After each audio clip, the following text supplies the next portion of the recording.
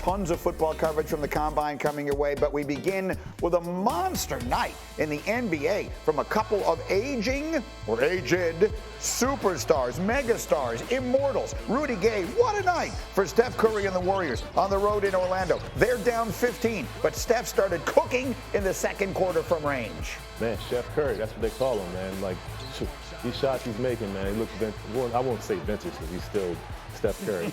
So it's weird to say. It is. This is right at the end of the half there. That's from 50 feet. Nothing is out of his range. And then that one goes, like, his team is, again, continues to be way down. But then in the third quarter, he completely takes over the game. Steph Curry had 22 points in the third, outscoring Orlando by himself. And you're going to see here, Rudy, the entire repertoire on display from Steph. Yes. I mean, multiple people guarding him. It's just you can't do anything with it, man. When he's hot like that, well, just pray. Just pray you score more points in this team. There's just nothing you can do to stop it. The Warriors go all the way back out in front of this game. When they had trailed to the fourth quarter we go. Warriors are up by 9. Steph catch and shoot. That's his 10th three of the night. 3 minutes to go. It's a 4-point game. Steph and Jimmy give and go. Curry's 11th three-pointer of the night. 2 minutes to go. This is a 2-point game.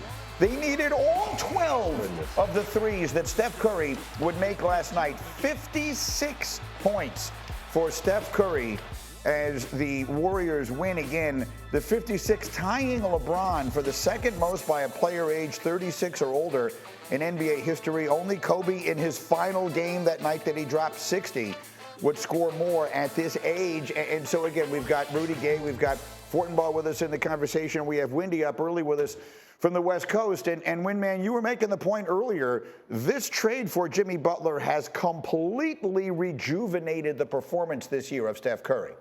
Yeah, I'll have to just, parse it a little bit. Like, Steph was still having an excellent season, especially by the standards of everybody in the league. But he was having a down season for him when this Butler trade happened, shooting his lowest three-point percentage of his career, and his points were the lowest since his fourth year in the league.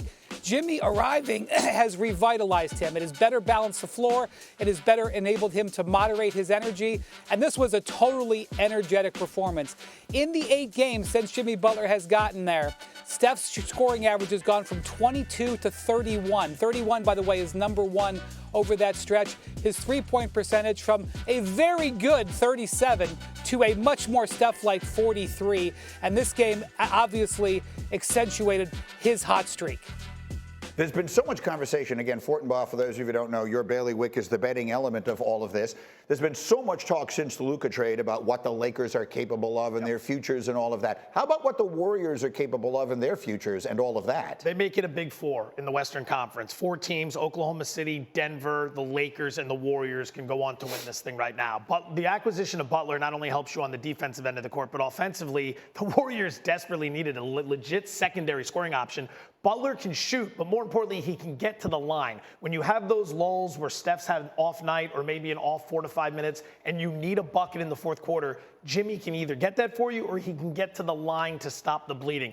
That's impressive. Oklahoma City as a 1 seed should have a much better setup than a team like the Warriors potentially staring them at 8th or Denver at 2 looking at the Warriors at 7. Keep in mind that you play for the 1 seed to get a layup in the opening round. That would be anything but. So the Butler acquisition has completely flipped the dynamic in the Western Conference and made this much more wide open than it was 3 weeks ago. I mean, the Warriors, as you see, are a good weekend away from being out of the play-in. We'll see what winds up happening there.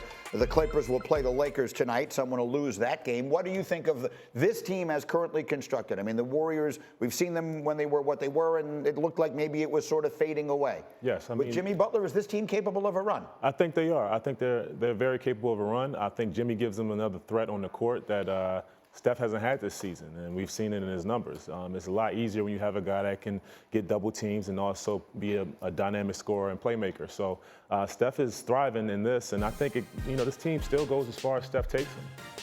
Remarkable that we have Steph Curry and LeBron James still in the middle of all these conversations, as it feels like they have been now for a generation. Wanna try to boast at what I look like. Keep them down and try to wear I pull up long range. Jimmy with the heat, I'm on fire. It's NBA over here,